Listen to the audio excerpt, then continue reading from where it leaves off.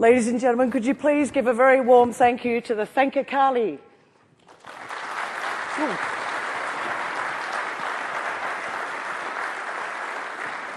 Thank you so very much. These are the spirit catchers.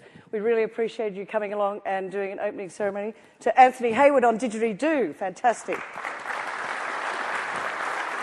You have this.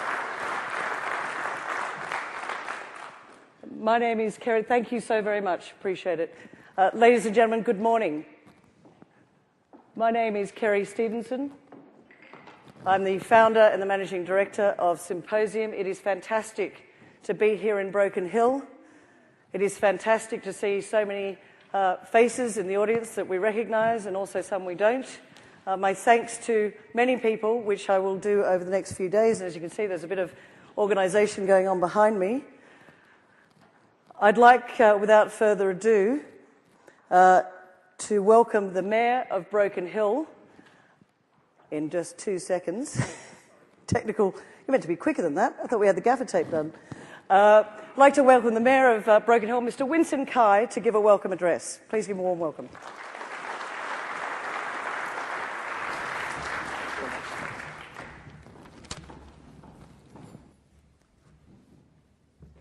Thanks, Kerry. I'd like to welcome everybody on behalf of Broken Hill City Council, and just to say, you know, wow, how good is this?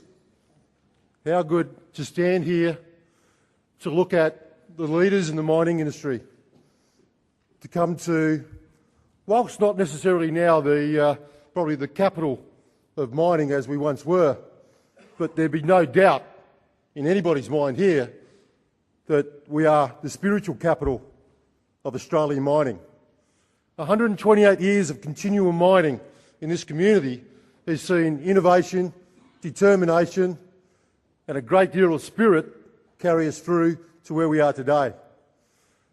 A lot of good people have come out of this community to take the mining industry into where we are today.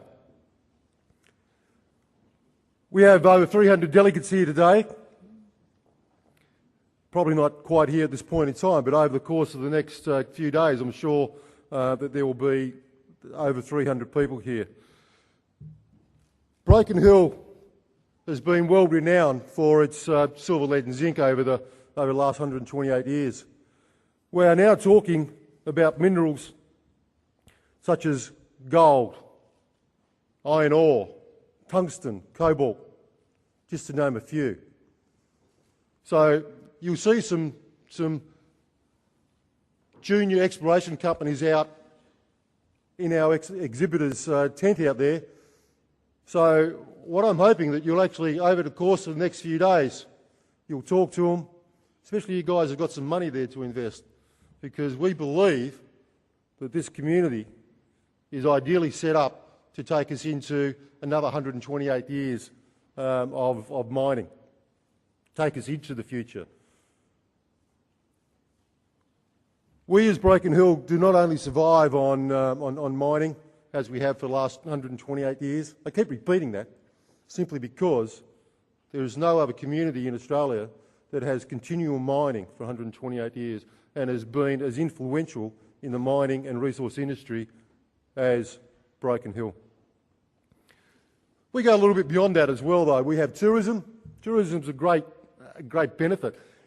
And believe it or not, you're part of that as well. By being here today, you're part of the tourism industry. By contributing to the economy of Broken Hill, you're part of the tourism industry. And can I say that everybody here that comes from that place we call away, because there are two types of people, there are Broken Hill people and people from away.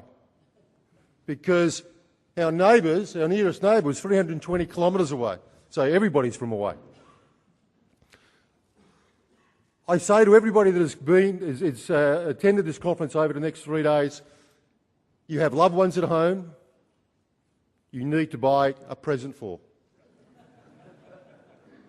You need to contribute to the economic welfare of this community. You are tourists, we expect you to buy gifts for your loved ones. And it goes without saying that we also expect you to indulge in a beer or two. And and I know Ian Plimer actually had something to do with this conference, so that's a given. But it does give me a great deal of pleasure to welcome you here. And this is the first inaugural conference.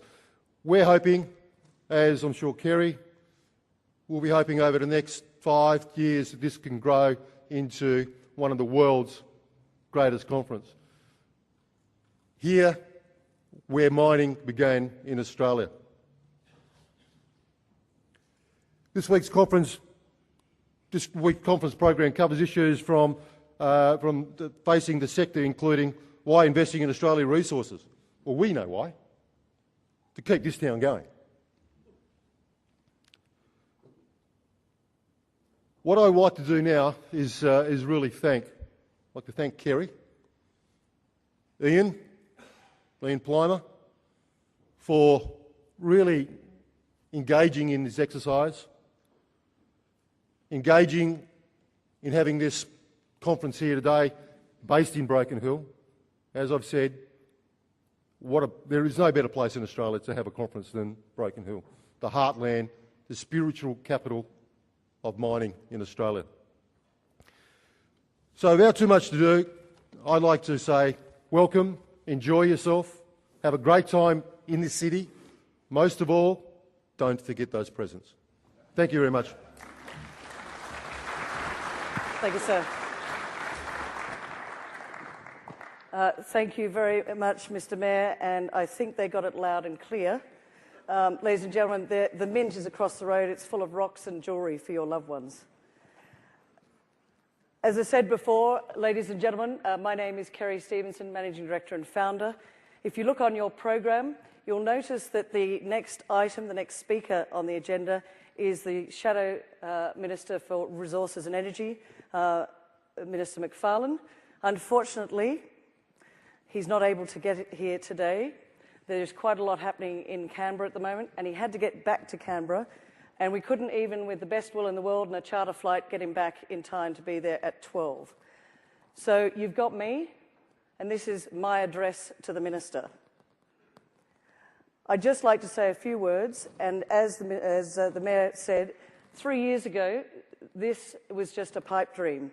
When I sat at the Junction Hotel with our patron Ian Plimer, and a few months later with Rob Reynolds at the Sydney Mining Club lunch. And we chatted about how good it would be to run a resources event in the city where it all began, but also to ensure that profits from this event were directed back into the industry. Well, ladies and gentlemen, here we are. It's now a reality, and I hope you agree with me and my team that we seem to have made it so far, despite a few challenges with the weather and a golf event yesterday. I'm delighted that with all the support that we've had from exhibitors agreeing to come to something which was a first, to the industry that backed it, to the advisory board that directed it and gave it support, to the local community, some of the volunteers that you've seen as you checked in, they've been amazing. And to you, the delegates that have come from all parts of Australia and indeed also from overseas, thank you. But I am also delighted to announce, Mr. Mayor, that it's not 300 delegates registered, it's actually a record. It's over 420 and climbing.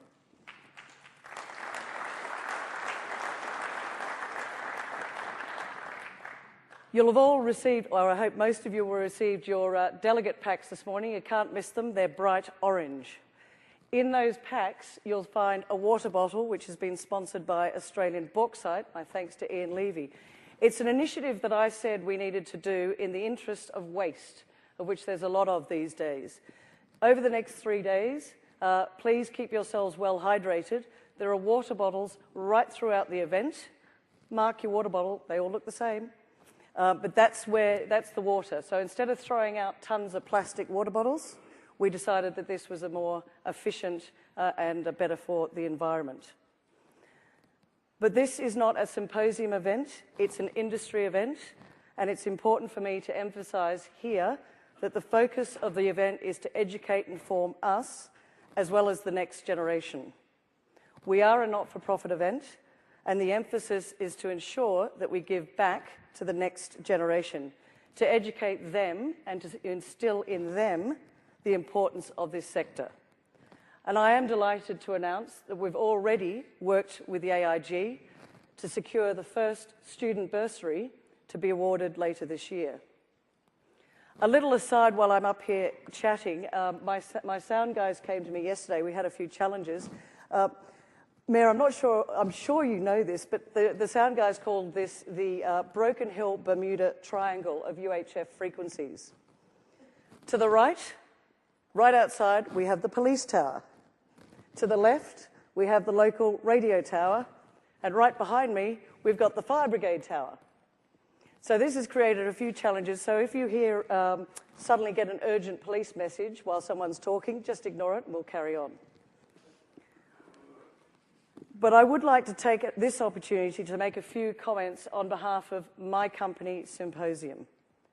As a company, we're passionate about the resources industry, and by that I don't just mean mining. Although the majority of companies represented here in our first year are mining, we also hope to have a greater representation in years to come from the oil and gas as well as the energy industries. This is, after all, the Resources and Energy Symposium. It's vital to the future of this industry that we shout out and educate people about what a sensational industry it is, and it provides us with the quality lifestyle that we're so blessed with today.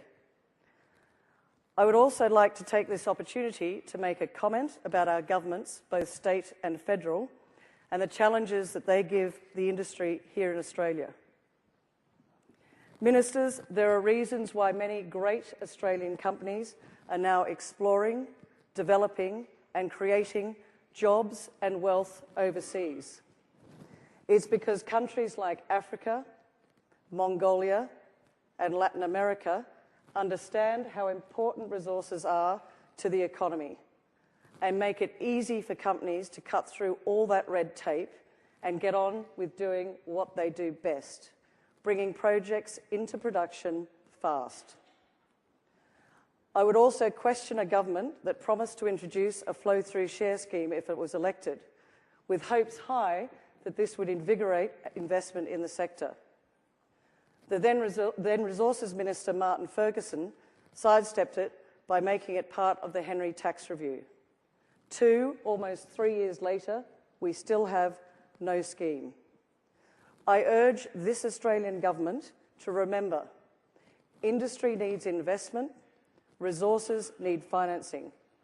Now, not in 10 years' time, when other countries will be far and away taking investment dollars and jobs away from this country.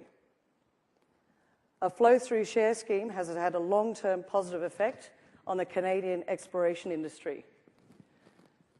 Prime Minister, please stop trying to kill one of the biggest industries, if not the biggest industry, that is thriving in Australia.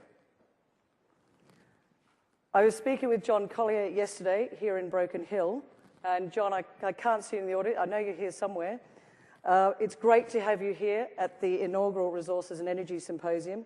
And John and I spoke a lot yesterday about recruitment and training for the industry. And John, as many of you would know, spent a number of years with Rio Tinto, including as head of their worldwide exploration. He told me that during his time there, he introduced something called the Technical Renewal Program into Rio. And that was to ensure that people, their people, were properly up to date and educated.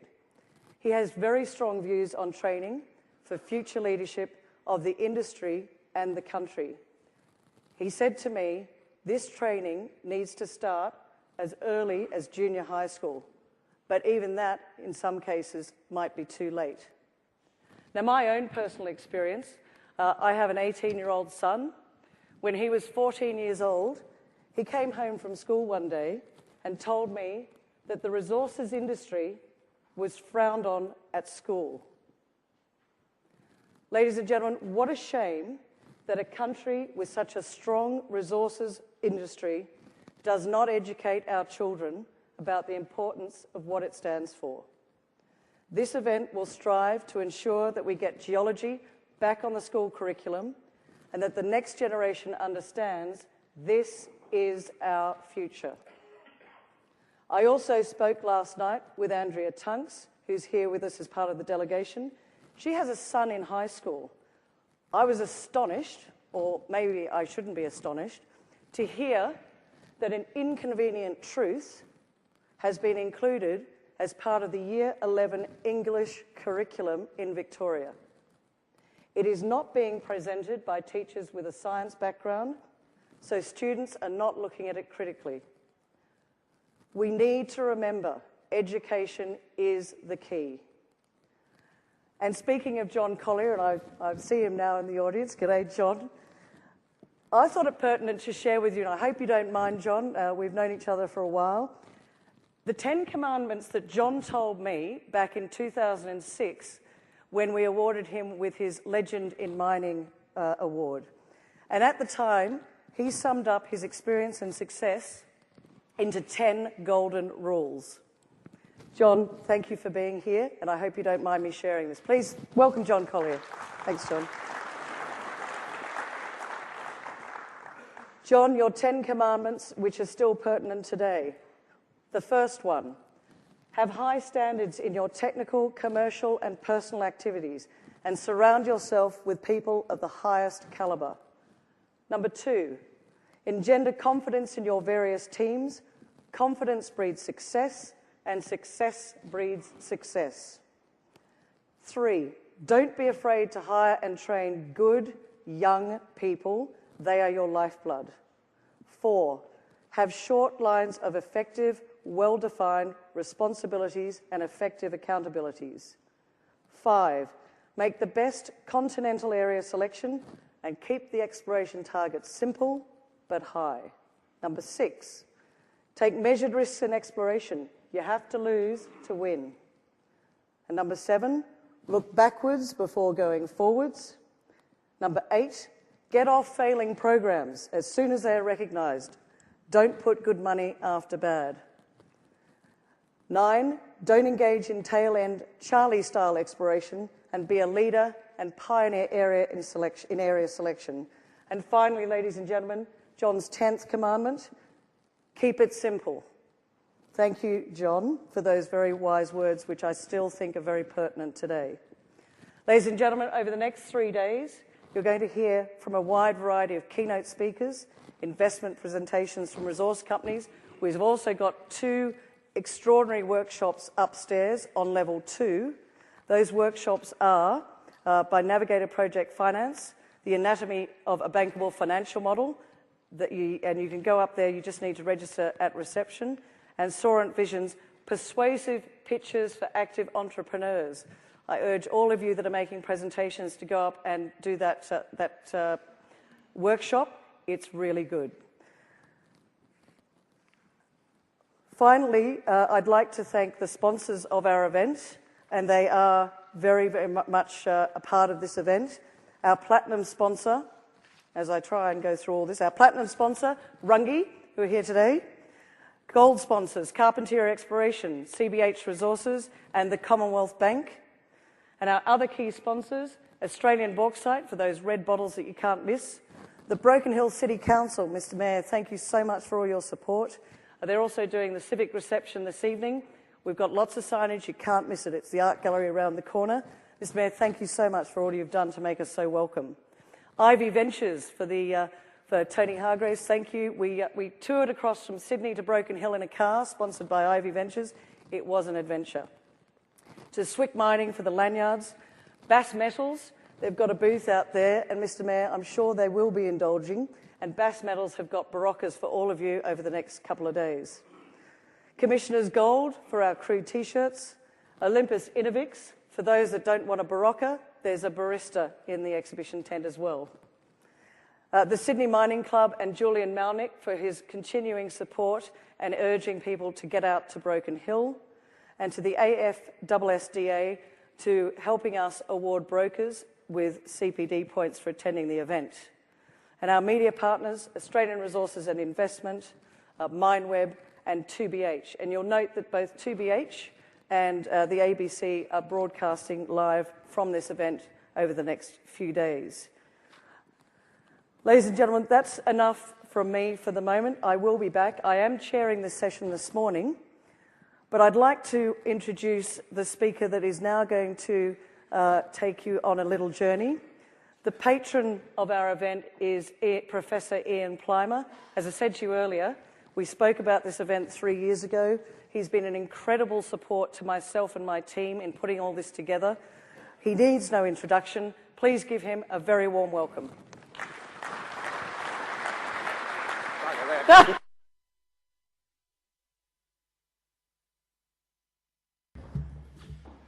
Would it surprise you, ladies and gentlemen, to learn that this conference evolved in a pub?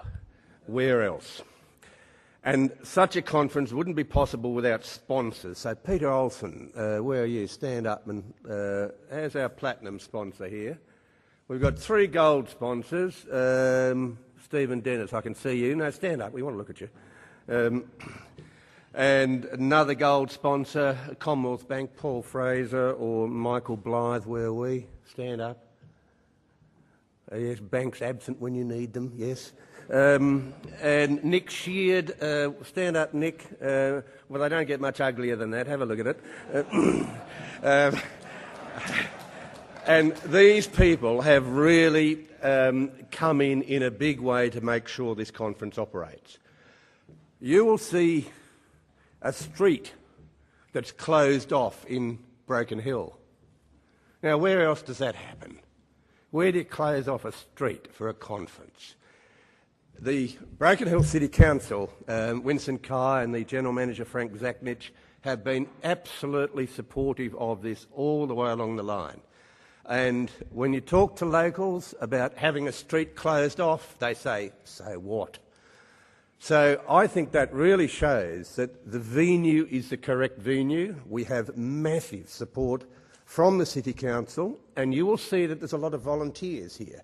These are people from town who have just decided to give up their time and to help. And I think that really augurs well for future conferences.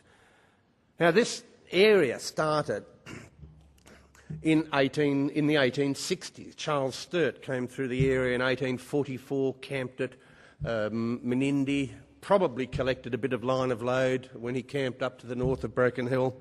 And then there were rumours about wonderful gold finds in this area.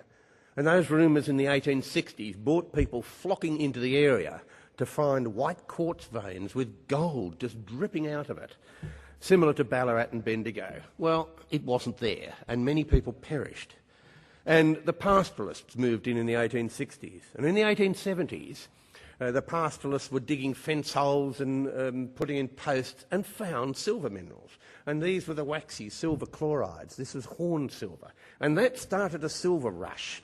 And there were some wonderful silver areas developed here in the 1870s, places with wonderfully pronounceable names like Umberumbuka and Pernamuta and Thakaringa. And my favourite is a silver mine called Terrible Dick. These mines brought people into the area here in the 1870s and brought observers, brought inquisitive people. And the discovery of this ore body on the 3rd of September 1883 was by one of these very inquisitive people who had very good training, who had trained at the Berg Academy, the mining university in Freiberg in Saxony. And once it was realised that this ore body was large, and very large, they needed capital. Now, at that time, to get capital for mineral development, it came from abroad. No different from today. We export minerals and import capital. This is why the mining tax, which I'll say something about a little bit later, is just so really dopey. But places like Mount Morgan imported capital, and it went out and started the Imperial Persian Oil Company, which became BP. Places like Mount Lyell imported capital. Places like Kalgoorlie, Ballarat and Bendigo imported capital. But on the 9th of August, 1885, at a pub out here in Silverton, a couple of gentlemen sat around and said, well, we're going to float a company. And they called it BHP. And they raised the money from Silverton, from Adelaide and from Melbourne. And that meant that when BHP became fabulously successful with an extraordinarily rich ore body, then they were able to put that money back into Australia. It did not get repatriated. And that money led to the industrialisation of Australia, the building of smelters in Port Pirie and Cockle Creek, the building of iron plants in Whyalla and Port Kembla and Newcastle, and on we go. And this town has a very rich history, but occasionally we see that some of these people forget their history. For example, we have one mining company in this town, Parilla. They're not a sponsor. Why not? We have BHP, who started in Broken Hill. They're not a sponsor. Why not? We have organisations who, out of the goodness of their heart and out of supporting the industry, have sponsored this conference. So it is rather sad in many ways that some of the organisations that do benefit, this side, Ross, it doesn't have the scar. It is very, very disappointing that we have some organisations who are not supporting the community, and that is not only the community of Broken Hill, but the community of we people in the industry. Because this ore body is an absolutely fabulous ore body. Some 1,700 million years ago, out to the west of us, we had hills that were shedding sediment into a big rift. We had some volcanoes that were active. And we were building up a pile of sediment in a rift that was moving out from the shore. And into that rift, as we have today, we had volcanic activity. And that volcanic activity melted material beneath. It melted some of the sediments. It melted some of the older volcanic rocks, and up they came again. And we had a very active period. And then something extraordinary happened on a Thursday, some 1,685 million years ago.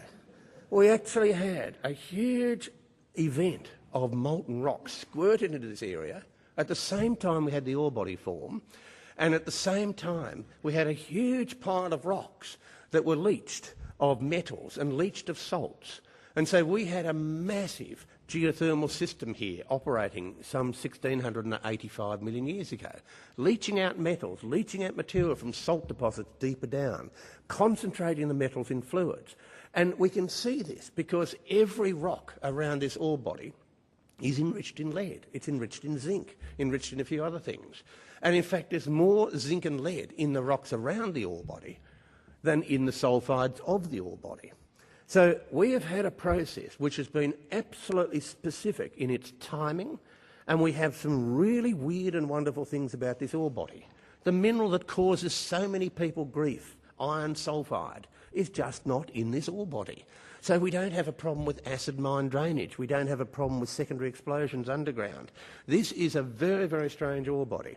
And we've had pulsating geothermal systems, and the last great pulse was when from somewhere we added sulphur and we just dumped out sulphides. And we dumped out a sulphide ore body quicker than we can dump out sediments. And that process was a very, very unusual process. And that process still goes on in a few other places in the world, but it's not as big. And then 1,600 million years ago, we started to compress the area. We folded the area once like that. And we'll draw the shape of the ore body when we do this. So that's the shape of the ore body. And we folded the rocks once at 1,600 million years ago, then a second time, then a third time. And the question for the geologist is, what's the shape of the ore body? And that's been one of the problems at Broken Hill. Where is the next ore body? But we know from looking at other big metal provinces around the world that ore bodies do not occur as orphans, they occur as clusters. And it's very encouraging to see the large number of exploration companies working in this area for all sorts of commodities. We also know that this area, where we have some 4,500 little open pits and shafts and mines, is a metallogenic province. This is where we have a massive enrichment of metals. And whatever you do to these rocks, we concentrate metals. And about 1,300 million years ago, we had a really elusive event where we heated up all the rocks. We don't quite know what happened then. About 830 million years ago, we pulled apart a continent, and we see very good evidence of that in this area here. And between 800 and 500 million years ago, this area was cold. The ore body formed when it was tropical.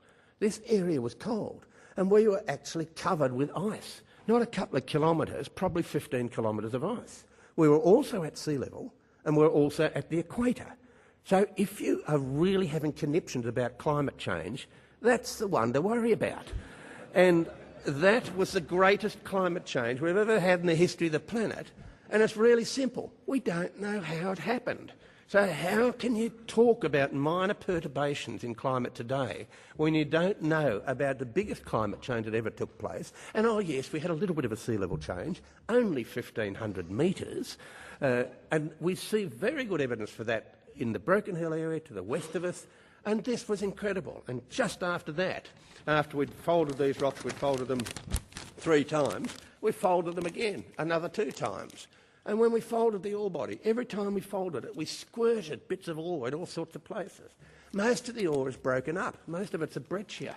Very little of the ore is where it should be. And this creates massive problems in mine development and on a larger scale on exploration.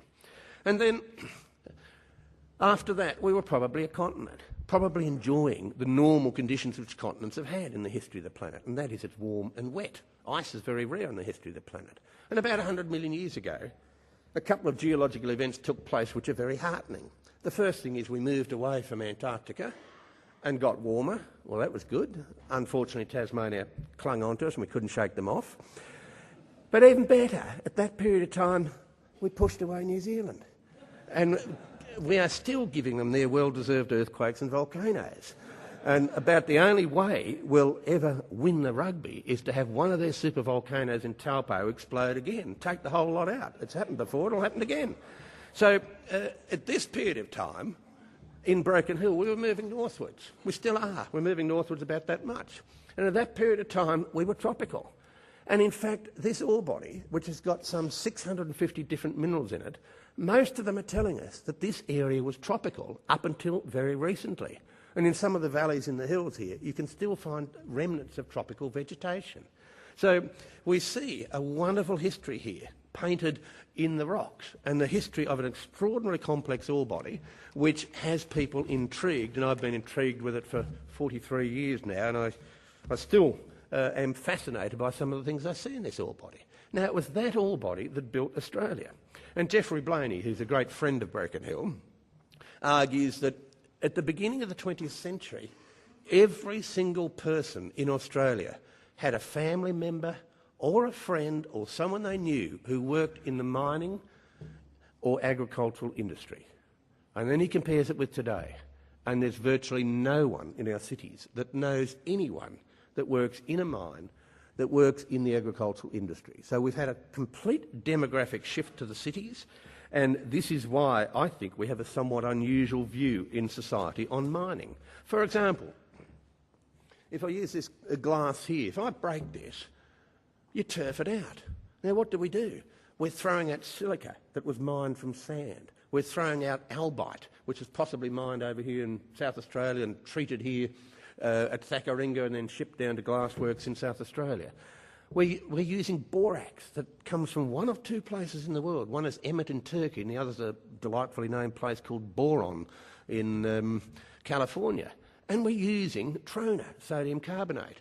Now, every person in the city uses the glass. They have no idea the amount of energy that goes into making that glass. They have no idea of the mineral commodities that are used in making that glass. When they break that glass, they just turf it out. And we have a massive challenge, and that is to let the community know that without mining, you're going to be living in the caves, because that's where we came from. And so, for me, it's extremely important that we keep shouting from the hilltops, saying this is the greatest industry in the country. This industry keeps Australia afloat. If that's the press, I'm not free. This industry is the most innovative industry in the country. For example, the iron ore deposits in the Pilbara. It took 35 years to pay back the capital. It's a bit like you having a mortgage for 35 years. And when you've paid back your mortgage, the government says, oh, well done.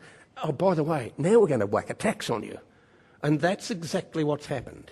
And there was one person who's already been mentioned here today who was involved in those very early negotiations with the Japanese, and that was John Collier, who was working here in Broken Hill as a mining engineer. He's now a very accomplished artist, so who says engineers haven't got a sensitive feminine side? John's job, being a Japanese speaker, was to kick off that great industry in Australia, the iron ore industry. He must have made a few shekels out of it, because he's put $1,000 on the bar at the Junction Hotel for Wednesday. A very good reason for you to stay on Wednesday. So, John, let's stand up and have a look at your $1,000 worth. So,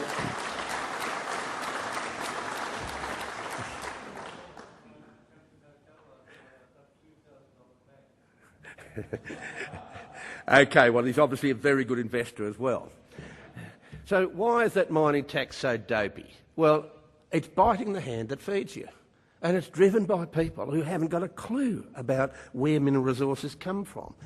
It's driven by people who do not know that the greatest educator, trainer and employer of Aboriginal people is the mining industry. It's driven by city-based people who do not need infrastructure, but you certainly need it in rural areas, and most of the infrastructure is established by mining companies who add a massive multiplier. The figure normally quoted is about 5, I suspect it is more. But that multiplier keeps rural Australia afloat. It gives a huge taxation base. And how stupid is this? Because you employ people, you pay a payroll tax. Now, that to me is one of the most negative taxes, the state tax, that we have. You pay tax to employ people. It'd be better to do nothing. We have seen, over the last 30 or 40 years, great problem solving that has been done by the universities and by the CSIRO. However, I fear now that they are advocates of government policy and they're not really involved in problem solving at all for Australia's greatest industry. And one key statistic, 5% of the people in this country live in 50% of the land mass. Those 5% are in the mining and agricultural industries. It is those 5% that keep Australia afloat. And from the geological perspective, if I have an idea to go looking for some commodity at Broken Hill, let's say I want to go and look for samarium and neodymium, which we use in our phones and magnets and any speaker equipment. I have the geological idea. It takes me a couple of years to get the title. Then it takes a few years to do the exploration. Then it takes a few more years to do the detailed exploration. Then it takes a few more years to do the pre-feasibility and the feasibility. And then it takes a couple more years to do the due diligence and get the funding. And then by the time you've constructed that mine, it is 25 years from when you had that idea to look for neodymium and samarium. So if you have a government making knee-jerk reactions today, they do not realise that it takes decades in the mining industry to go from idea to generating a profit, which you have to use to pay back your capital. So I think the mining tax has got to be attacked with great energy. Today it's iron and coal. Tomorrow it's you, and that's what's going to happen. The other tax that has me totally gobsmacked is a tax on the food of life. It's called carbon dioxide. You do not have plants grow without carbon dioxide. It is the basis of photosynthesis. And if you do not know photosynthesis, you should not be talking about tax, because it shows appalling ignorance.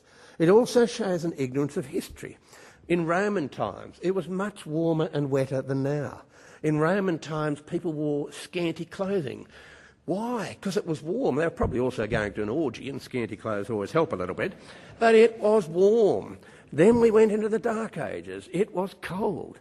And it was so cold that we had depopulation. The weakened population got hit by the plague. Then we went into a wonderful 400-year period, the medieval warming. It was much warmer than now, as was the Roman warming.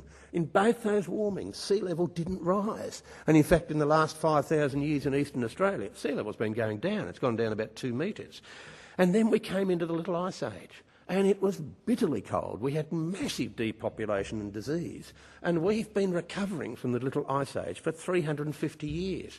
So just tell me, what do you think happens after a Little Ice Age? Do you think it warms up? And that's exactly the period we're in. It's been warming for 350 years. And since we've been keeping temperature measurements, it's warmed from 1860 to 1880. Then it cooled from 1880 to 1910, which was pretty dreadful in these areas. A lot of people had habitated right out in the Donga, and these places now were deserted. And then it started to warm up again from 1910 to 1940. It was in fact so warm that wooden boats could take the Northwest Passage. Then it started to cool until 1977. Then it started to warm until 1998. Then it was static for a couple of years and it started to cool. So don't argue that the last 30 years has given us human-induced global warming. You have to look back at history. And the only thing we learn from history is that we learn nothing from history. And what we're seeing in the very detailed measurements that people can make now is variability and noise. And they're not acknowledging that carbon dioxide is plant food. And they're not acknowledging that for the last 4,000 million years, plus or minus a week or two, that we've had a decrease in carbon dioxide in the atmosphere. It used to be 1,000 times more than now. This ice age, which we experienced in this area here, that ice age was when carbon dioxide was at least 10 times higher than now. Now, if carbon dioxide is meant to drive global warming, how the hell can you have 6 of the 6 major ice ages form when carbon dioxide was higher than now? So we've been fed absolute codswallop. Now, I've given you a lot of figures. There's something very easy for you to remember, and it's called the Beer law. And it is true, it's a law of spectroscopy in chemistry. And the Beer law tells us that the first 100 parts per million or so of carbon dioxide will give us warming, and then it's done its job. And it's a log scale. So we're now at 388 parts per million. We double it, we'll have less than half a degree Celsius change. Now, I will get that temperature change moving to here. That's the temperature change I get, half a degree. Doesn't kill you. If you move from Hobart to Singapore, you get an average of 18 degrees Celsius temperature change. It doesn't kill you. So the Beer, or the Beer-Lambert law, is showing us that carbon dioxide has done its job. And we keep doubling it, and it won't do us any harm. And that's what we see from geology. The other thing that really surprises me is that we have the IPCC telling us that 3% of all annual emissions come from humans. The rest are natural. They have not yet argued that that 3% drives climate change, and the other 97% is natural, therefore we don't have to worry about it. So this is yet again another attack on our industry, because the reason why this industry is so successful in Australia is we have cheap energy. And we have a lot of cheap energy. And if we price that cheap energy out of the market and rely on sea breezes and sunbeams, then we will not be competitive. And we're going down that path now, and it is exacerbated by a mining tax, and it's exacerbated, I think, by a corrupted civil service, by universities and the CSI and Bureau of Meteorology, etc., who have sold their soul to be government advocates. And I think we are seeing a very significant change in society. And the change is that young people are being fed facts at the age of 5 or 7. They do not have the critical abilities or analytical abilities to pull apart these facts. And the education system, in my view, is being used as a system for propaganda. And this industry, our industry, relies on highly educated people It relies on people who are critical thinkers, who are creative, who are not bound by the ideology and dogma which our education system is giving them. So I fear. But what we learn is when we stagger around Broken Hill, and I'm sure a few of you will do that, bear in mind that this was the town that industrialised Australia. And when that happened, we actually admired industry. When I was a school child, it was great to have something like the Snowy Mountain scheme, to have big factories, to have electricity produced, to have coal mines. Apparently it isn't now. So I finish, and you're standing, so I do get the hint. I finish by giving you a quote from the classics, from Dante. And he argues that the darkest recesses of hell are reserved for those who remain neutral at a time of great moral crisis. Now, I think we are getting attacked as an industry on the carbon tax and on a minerals tax. I think we have to bite back, and bite back very hard. I think we're getting attacked because we are evil people in the industry. Everyone knows we go out there and rape cows and eat babies. You've only got to read about it in the Socialist Moaning Herald from Sydney, or what's the age called, Pravda upon Yarra. You've only got to read that. All the time there's this anti-mining propaganda. So I think we have a job to do, and the job is to constantly talk about how good this industry is, what it does for education. As you can see, there's the bursaries coming out of this conference, and how this country is kept afloat by our industry. Because God help us, if we don't have this industry, we are back in the caves. Thank you.